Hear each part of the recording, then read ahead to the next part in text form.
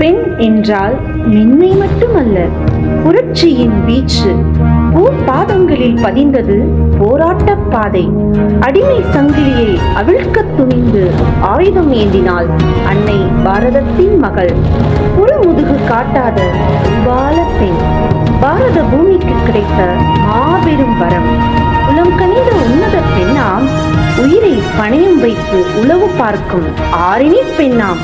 ஆம், இவர் பூர்வீகம் திருச்சிராப்பள்ளியே. ரங்கூன் வாசி. இன்றைய நாடகத்தின் இளவரசி, காவிய தலைவி சரஸ்வதி ராசாமணி. ராசாமணி ஓர் ஆரினி. எப்படி? இதோ நம் மேடையில். 1930களில் சுதந்திர போராட்ட நாயகன் பகத்சிங் தூக்கிலிடப்பட்ட செய்தி வானொலியில் எட்டியது. ராசாமணியின் காதினில் கொதித்தது ராசாமணியின் உள்ளம். அகில இந்திய வானொலியில் இன்றைய செய்திகள் வாசிப்பது சரோஜ் நாராயணசாமி. இந்திய சுதந்திர போராட்ட வீரர் பகத்சிங் லாகூர் சிறைச்சாலையில் இன்று தூக்கிலிடப்பட்டார். ராசாமணியும் மிகுந்த வருத்தத்தில்,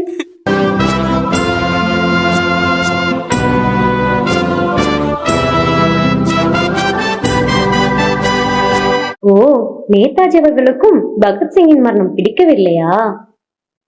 நேதாஜியின் நாட்டுப்பற்று ராசாமணியை ஈர்த்தது.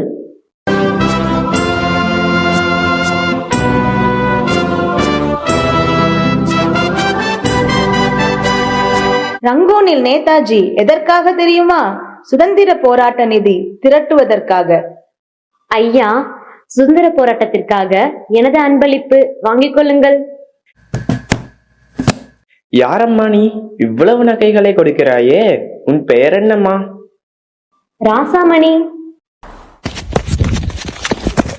சார், ஒரு சிறிய பெண் இவ்வளவு நகைகளை நன்கொடையாக தந்துவிட்டு ஓடிவிட்டாள். சிறிய பெண்ணா? அறியாமையினால் நகைகளை நன்கொடையாக கொடுத்திருப்பாளோ? நாம் அவளது பெற்றோரிடமே கொடுத்து விடலாம்.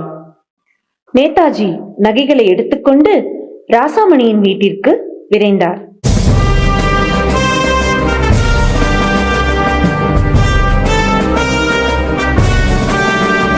வணக்கம் ஐயா, வாருங்கள்.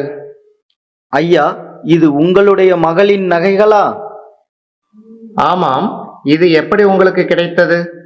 உங்களது மகள் ராசாமணி சுதந்திர போராட்ட நன்கொடையாக கொடுத்துள்ளாள். மிகுந்த ஆச்சரியமாக இருக்கிறதே. அப்பா, அப்பா, நான் பள்ளியில் இருந்து வந்துவிட்டேன். நேதாஜி சார், நீ நன்கொடையாக கொடுத்த நகைகளை திருப்பிக் கொடுக்க நேதாஜி ஐயா வந்திருக்கிறார். ஏன் இந்நகைகளை திருப்பிக் கொடுக்கிறீர்கள்? நான் அதை நம் நாட்டிற்காக தான் கொடுத்தேன். இந்நகைகளை நீங்கள் வாங்கிக் கொள்ளாவிட்டால் நான் பள்ளிக்கு செல்ல மாட்டேன். என்ன ஒரு நாட்டுப்பற்று! இந்த சிறு வயதிலேயே. லக்ஷ்மி வரும் போகும், ஆனால் சரஸ்வதி நிலையாக இருக்கும். இவளுக்கு சரஸ்வதி என்றே பெயர் சூட்டுகிறேன். இன்று முதல் நீ சரஸ்வதி ராசாமணி. உன்னை ஜான்சி ராணி படைப்பிரிவில் செவிலியராக நியமிக்கிறேன். ராசாமணி என்ற சரஸ்வதி ஜான்சி ராணி படைப்பிரிவில் தனது பணியை முடித்து திரும்புகையில் அவள் கண்ட காட்சி அவள் நெஞ்சை உலுக்கியது. அவள் மறைந்திருந்து கண்ட காட்சி நம் நாட்டு ரகசியத்தை ஐஎன்ஏ வீரர் ஒருவர் ஆங்கிலேயர் ஒருவரிடம் பணத்தை வாங்கிக் கொண்டு ஒப்படைத்த கீழ்த்தரமான செயல். நேதாஜியை நோக்கி சரஸ்வதி ராஜாமணி ஓடினாள். என்ன ஒரு கீழ்த்தரமான செயல்! நான் பார்த்தேன். நம் நாட்டு ரகசியத்தை அவலம் பணத்தை வாங்கிக் கொண்டு ஆங்கிலேயர் ஒருவரிடம் ஐஎன்ஏ வீரர் ஒருவர் கொடுப்பதை என் கண்ணால் கண்டேன். இதை இப்பொழுதே நிறுத்த வேண்டும். இந்த 16 வயதிலேயே உன்னை நான் எனது படைப்பிரிவில் உளவாளியாக நியமிக்கிறேன். உன்னை போன்ற தேசப்பற்று மிகுந்தவர்கள்தான் எனது படைக்கு தேவை. என்னை சிறிய பெண் என்று எண்ண வேண்டாம். இந்த உளவு பணியை மிக சிறப்பாக செய்வேன். ஜெய்ஹிந்த்.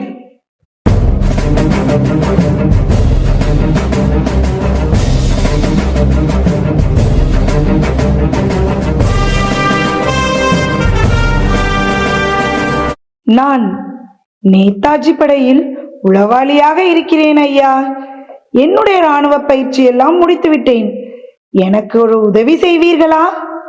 நாங்கள் சிறுவர் உளவாளிகளாக மாறி ஆங்கிலேயர்களை உளவு பார்க்க வேண்டும்.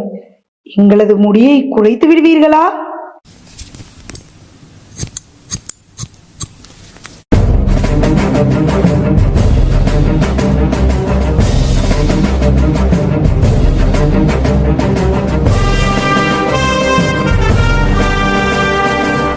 இப்படியாக ராசாமணி, மணி என்ற பெயரிலும் துர்காவும் சிறுவர்களாக மாறுவேடம் அணிந்து ஆங்கிலேயரை உளவு பார்க்க ஆங்கிலேயரின் அலுவலகம், வீட்டில் பணியாளர்களாக சேர்கின்றனர்.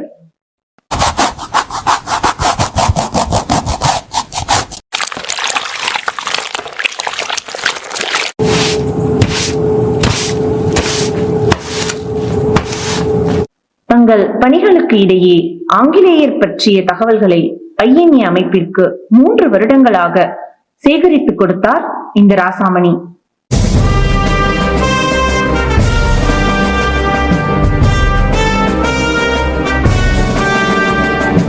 ஒரு முறை என்ன நடந்தது தெரியுமா? ஆங்கிலேயரால் துர்கா பிடிபட்டு சிறையில் அடைக்கப்பட்டார்.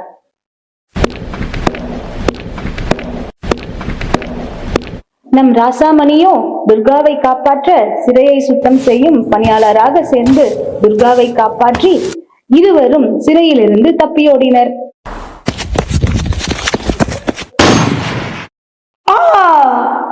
துர்கா, என் காலில் குண்டு பாய்ந்து விட்டது. என்னால் ஓட முடியாது துர்கா. வா ராசாமணி, அந்த மரத்தில் ஏறிக்கொள்ளலாம். இந்த மரத்தின் மேலேயே 3 நாட்கள் ராசாமணியும் துர்காவும் மறைந்து இருந்தனர். எதற்காக தெரியுமா? உயிருக்கு பயந்து இல்லை, இந்த சிறு வயதிலும் சேகரித்து வைத்த தகவல்களை நேதாஜியிடம் கொடுக்க வேண்டும் என்பதற்காகவே. ஐயோ, 3 நாட்கள் ஆகிவிட்டதே.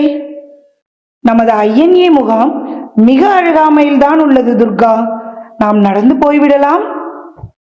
ஆமா ஆமா, நாம் உடனே நேதாஜியிடம் சேகரித்த தகவல்களை கொடுத்திடலாம்.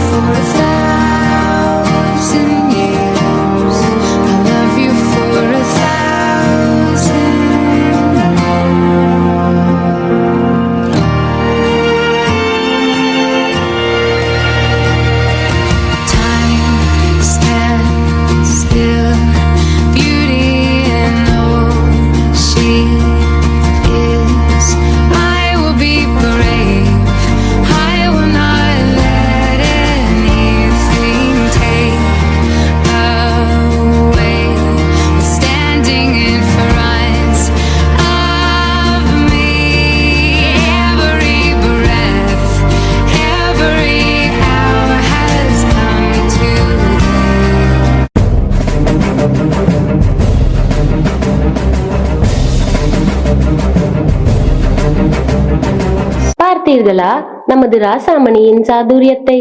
நாட்டிய மங்கை போல் வேடமணிந்து ஆங்கிலேயருடன் நடனமாடி அங்கிருந்த ரகசிய ஆவணங்களை எடுத்து நேதாஜியிடம் ஒப்படைத்து விட்டார். 1945 இரண்டாம் உலகப் போர். நேதாஜியின் INA படைப்பிரிவு முடிவுக்கு வந்தது. நமது ஆரினி பெண் ராசாமணி ரங்கூனிலிருந்து இந்தியா திரும்பி சென்னையில் வசிக்க தொடங்கினார். அன்றிலிருந்து நம் ஆரினி பெண் ராசாமணி தன்னால் என்ற சமூக தொண்டுகளை செய்ய தொடங்கினார். நாட்டுப்பற்று என்பது உயிரை தியாகம் செய்வதில் அல்ல, நாட்டிற்கான தேவையும் நாட்டின் நலனையும் கருத்தில் கொண்டு செய்வதே. இதை தன் வாழ்நாளில் நிரூபித்தார் ராசாமணி.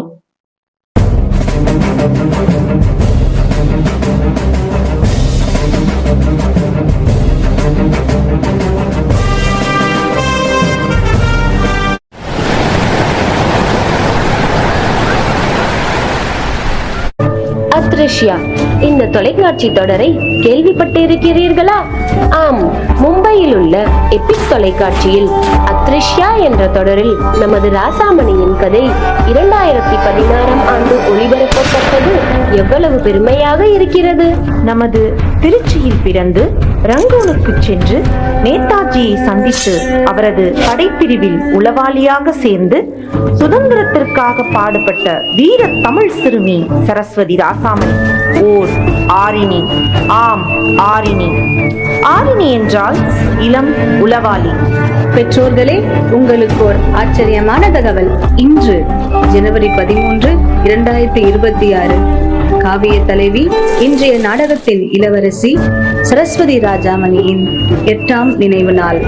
இப்படி கண்ணுக்கும் காதிற்கும் எட்டாத எத்தனையோ வீர தமிழ் பெண்கள் வாழும் நம் தமிழ்நாட்டில் வாழ்ந்த மண்ணுள்ள காலம் வரை மறக்க முடியாத நம் ஆரினி சரஸ்வதி ராசாமணிக்கு ஒரு அர்ப்பணிப்பு. இதோ நம் மேடையில் தேசப்பற்றுடன் ஆடல் பாடல்.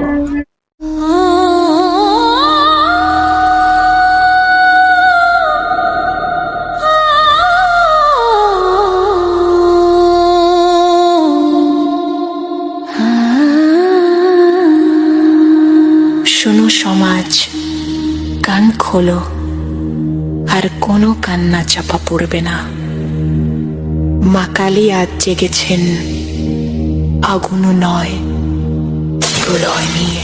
জয় মা কালী, জয় মা কালী, কালী চোখে জল ছিয়া।